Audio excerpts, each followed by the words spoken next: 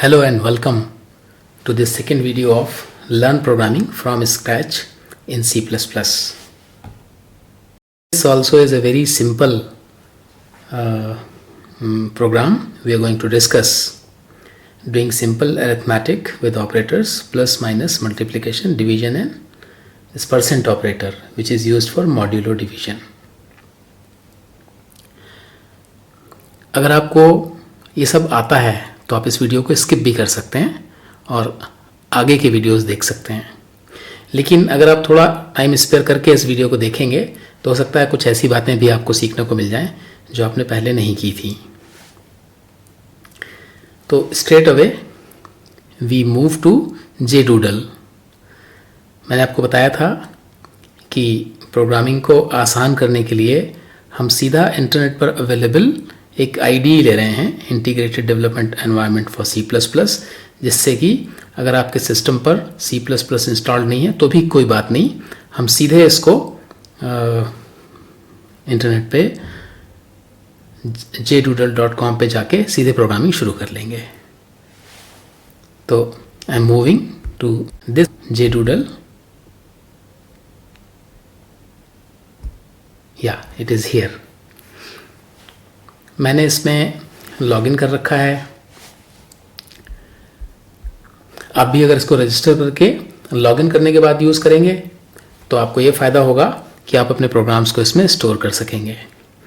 इसमें एक बहुत ही सिंपल प्रोग्राम मैंने समय बचाने के लिए टाइप कर रखा है. एक बार इसको समझते हैं, फिर इसमें चेंजेस करके हम बहुत सारी चीज़ें सीखेंगे. जैसा कि मैंने पिछले प्रोग्राम में भी डिस्कस किया था कि ये मेन प्रोग्राम इस करली ब्रैकेट से शुरू हुआ और इस करली ब्रैकेट तक इसकी बॉडी है और इसमें ये सारे हमने स्टेटमेंट्स लिख रखे हैं. तो हमको 3 वेरिएबल्स की ज़रूरत थी इसमें, तो मैंने यहाँ पे लिखा int x, y and z. So these are the 3 variables which are being used in this program. और ये तीनों वेरिएबल कैसे हैं? इंटीजर, मतलब इन तीनों को एक मेमोरी एलोकेट हुई, एक x के लिए, एक y के लिए और एक z के लिए. तीनों अपनी मेमोरी में क्या रख सकते हैं? इंटीजर. इंटीजर मैंने बताया था, integer is a number, it can be negative, it could be 0, it could be positive. और इसमें डेसिमल पॉइंट के बाद कुछ भी नहीं है, मतलब it cannot store values which contain decimal. For example, it cannot store, x cannot store 10.5, whereas x can store 10, 100, 1000, million. These values x can store. तो अभी हम सिंपल प्रोग्राम्स कर रहे हैं जिसमें हमको लगता है कि शायद दशमलव के बाद की कैलकुलेशन हम नहीं कर रहे हैं, इसलिए हमने इन वेरिएबल्स को इंटीजर ले लिया है. जब हमको ऐसी कैलकुलेशंस करनी पड़ेंगी जिनमें हमको डेसिमल के बाद की प्रिसिशन की ज़रूरत है, ऐसे नंबर से कैलकुलेशन की ज़रूरत है जिनमें डेसिमल पॉइंट आता है, तब हम उन वेरिएबल्स को फ्लोट ले लेंगे. क्या ले लेंगे? मैंने आपको बताया था कि इस प्रोग्राम में अगर कुछ लिखना है जिसको कि प्रोग्राम से संबंध नहीं है, ऐसी चीज़ों को कमेंट्स बोलते हैं, उनको ऐसे लिख सकते हैं, फ्लोट. मतलब इंटीजर जहाँ लिया है उसकी जगह हम फ्लोट ले सकते थे. तो अभी हमने इन तीनों वेरिएबल्स को इंटीजर डिक्लेयर किया है, हम इन तीनों वेरिएबल्स को फ्लोट भी डिक्लेयर कर सकते हैं, उसको बाद में डिस्कशन करेंगे. देखिए, बहुत क्विकली इस प्रोग्राम को समझते हैं. x की वैल्यू हमने 10 ली और y की वैल्यू हमने 5 ली. तो इसके आगे जहाँ पे भी x यूज़ होगा तो उसकी वैल्यू वहाँ पर 10 यूज़ होगी और y की वैल्यू 5 वहाँ पर यूज़ होगी. फिर हमने एक एक्सप्रेशन बनाया x plus y. x plus y means क्या? x is 10 and y is 5, दोनों का ऐड किया 15. तो z में क्या स्टोर हो गया? z में स्टोर हो गया 10 प्लस 5 इज़ 15, सो 15 स्टोर हो गया.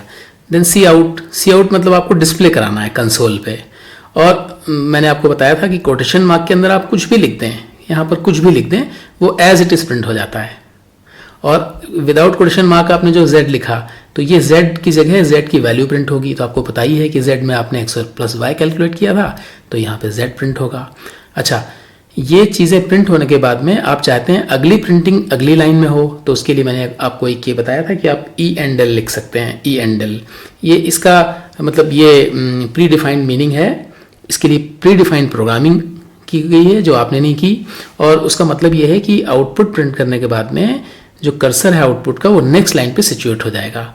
तो अब अगला आउटपुट आपको अगली लाइन पे मिलेगा. फिर देखिए फिर इससे मैंने क्या किया, पहले z में x प्लस वाई स्टोर किया था, अब z में हमने x माइनस वाई स्टोर कर लिया है। अब x माइनस वाई आप समझते हैं कि x is 10 and y is 5, दोनों को सब्ट्रैक्ट करेंगे तो आंसर आएगा 5, तो z में 5 स्टोर हो जाएगा। अच्छा, आपको ये पता है कि x हो या y हो या z हो, तीनों वेरिएबल्स हैं और तीनों को एक ही एक मेमोरी एलोकेटेड है। तो अगर z में हमने नई वैल्यू स्टोर कर दी तो पुरानी वैल्यू उसमें नहीं बचेगी। मतलब पहले z में 15 था और अब z में 5 आ गया है, तो जब यहाँ हम प्रिंट कराएंगे z की वैल्यू तो इट शुड प्रिंट 5। अगली बार में z इक्वल्स हमने किया x इंटू वाई, तो x की वैल्यू 10, y की वैल्यू 5, 10 इंटू 5 इज 50, तो z की वैल्यू 50 प्रिंट होगी। फिर x divided by 5, x divided by 5 मतलब 10 अपॉन 5, तो z में आ जाएगा 2, तो आंसर में 2 प्रिंट हो जाएगा। अब लास्ट जो ऑपरेटर हम डिस्कस करने वाले हैं आज, वो क्या है कि x is equal to x percent y. x percent y मतलब इसको बोलते हैं मॉड्यूलो डिवीजन, और सिंपल भाषा में जो थोड़ी बहुत मैथमेटिक्स हम जानते हैं अरिथमेटिक, उसका मतलब होता है रिमाइंडर, कि अगर 10 में 5 से डिवाइड करेंगे तो शेष क्या बचेगा, रिमाइंडर क्या बचेगा। तो 5 2s are 10, तो रिमाइंडर क्या बचा, कुछ भी नहीं, है ना। अगर 10 की जगह 11 होता तो 5 2s are 10 और एक रिमाइंडर बचता। अगर ये 13 होता तो 3 रिमाइंडर बचता। तो रिमाइंडर आप समझते ही हैं, तो z में रिमाइंडर स्टोर हो जाएगा। तो इन दिस केस क्या स्टोर होने वाला है, कि 0 स्टोर होने वाला है। ठीक है, अब मैं इसको एग्जीक्यूट करता हूं। अब JDoodle इज इन एक्शन, और क्विकली बहुत नॉमिनल समय लेते हुए इसने प्रोग्राम को रन कर दिया। तो देखिए यहाँ पे ये अगर इसकी कंसोल विंडो है, ये इसका आउटपुट है, स्टैंडर्ड आउटपुट एरिया। तो यहाँ पे आउटपुट में सिर्फ क्या चीज़ें दिखेंगी, जो सी आउट से आपने प्रिंट कराई हैं। तो सबसे पहले सी आउट से आपने प्रिंट कराया ऐड x प्लस वाई, तो यहाँ पे लिख गया ऐड x प्लस वाई, क्योंकि मैंने बताया आपको कि इसको स्ट्रिंग बोलते हैं। पहले कोटेशन मार्क से एंडिंग कोटेशन मार्क के बीच में जो भी लिखा है ये एक स्ट्रिंग है, इसमें कुछ भी लिखा हो वो एज इट इज प्रिंट हो जाता है। लेकिन इसके बाद में आपने z लिखा है, तो इस समय चूंकि z की वैल्यू क्या थी, 15 थी, तो यहाँ पे लिख के आ गया add x plus y is equal to 15। अब ये ENDL की वजह से क्या हो गया कि 15 के बाद में कर्सर नेक्स्ट लाइन पे सिचुएट हो गया यहाँ पर, और अगला आउटपुट ये आ गया सब्ट्रैक्ट x माइनस वाई, और जो डिफरेंस था वो प्रिंट हो गया। इसी तरह से मल्टीप्लाई प्रिंट हो गया, इसी तरह से डिवाइड प्रिंट हो गया, इसी तरह से मॉड्यूलो डिवीजन या रिमाइंडर 0 प्रिंट हो गया। तो ये आउटपुट एकदम सही है, इनफैक्ट यही तो हम चाहते थे।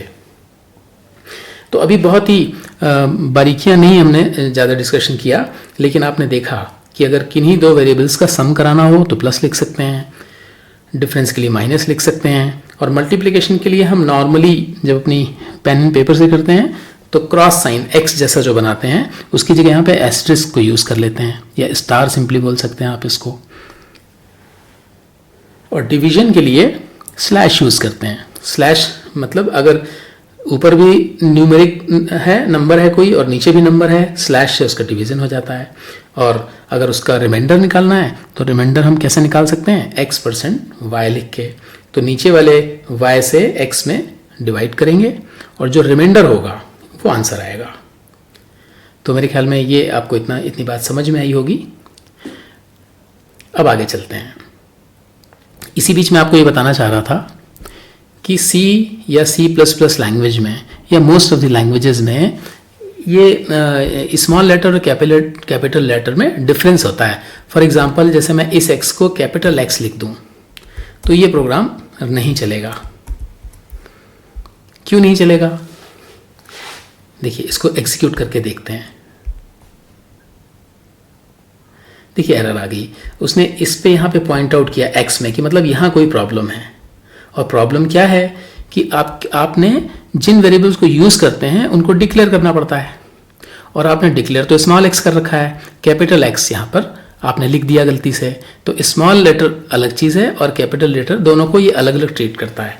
तो ये एक्चुअली एरर आ गई। इसका मैसेज ये है कि this is x capital X, it is not declared. ये आपको इसलिए मैं बता रहा हूँ कि इस तरह की मिस्टेक्स अगर आपसे होंगी तो वो कंपाइलेशन उसका नहीं होगा, एरर दिखाएगा, और जब तक आप उस एरर को ठीक नहीं करेंगे तब तक आपका प्रोग्राम रन नहीं होगा। तो अब इसको मैं ठीक कैसे करूँ, चूंकि ये x था तो इसको मैं यहाँ पर स्मॉल x कर दूँ तो ये रन हो जाएगा। या दूसरा मैं ये भी कर सकता हूँ कि इंटीजर में स्मॉल x लिखा था, इसको मैं कैपिटल X कर देता हूँ, है ना। तो कैपिटल X करने से क्या होगा कि ये एरर तो दूर हो जाएगी, लेकिन आगे तो सभी जगह आपने स्मॉल x लिख रखा है, तो फिर से एरर आएगी कि आपने डिक्लेयर तो कैपिटल X किया है। तो let us go back to our original thing and that was small x। तो स्मॉल x यहाँ लिख देते हैं और स्मॉल x यहाँ लिख देते हैं। अब ये प्रॉब्लम ठीक होगी। अब ये देखिए रन होता है।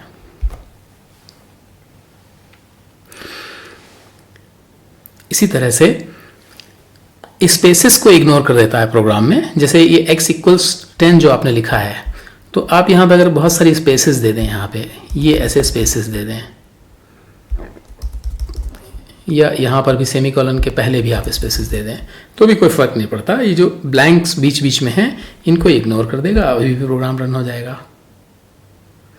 ठीक है। तो स्पेसेस अगर आपको ऐसे लिखना अच्छा लगता है कि x के बिल्कुल पास इक्वल लिखना तो भी ठीक है, या आपको एक स्पेस देना अच्छा लगता है तो आप ऐसे एक स्पेस दे के लिखिए, रीडेबिलिटी बढ़ती है इससे। तो इट इज़ योर चॉइस, आप इसको जैसे लिखना चाहें वैसे लिख सकते हैं, इससे फ़र्क नहीं पड़ता, ये भी ठीक है। इसी तरह से अगर ये पहला स्टेटमेंट है, ये दूसरा स्टेटमेंट है, इसके बीच में अगर हम एक लाइन ब्लैंक डाल दें तो भी कोई फ़र्क नहीं पड़ता। तो मैंने देखिए कि कैसे लिखा है इसको, मैंने इसको यूँ लिखने की कोशिश की है कि जो डिक्लेरेशन किया उसको यहाँ लिख दिया। अगली बार मैंने x को 10 असाइन किया है और y को 5 असाइन कर दिया। ये दोनों एक से स्टेटमेंट्स हैं तो उनको एक साथ लिख दिया है। फिर ये एडिशन करने का 2 लाइन का कोड और प्रिंट कराने का मैंने एक स्पेस दे के लिख दिया है। ऐसा मुझे अच्छा लगता है लिखना, इसलिए मैंने ऐसे लिख दिया है। और इससे क्या होता है, प्रोग्राम की रीडेबिलिटी थोड़ी सी बढ़ी हुई है। चलिए अब डिस्कशन को आगे बढ़ाते हैं। In this video we discussed basic arithmetic operators and we could see how these work with integer variables. Out of these operators, this division operator and percent operator or the modulo division operator needs some more attention. So in the next video we'll deal with these two operators once again. Whatever we have scribbled or written in the coding window for learning programming, उसका link मैं आपको description में डाल दूंगा, तो वो code आपको मिल जाएगा, तो you can play with it. आप अपने हिसाब से कुछ चेंजेस करके और भी उसमें सीख सकते। Thanks for watching.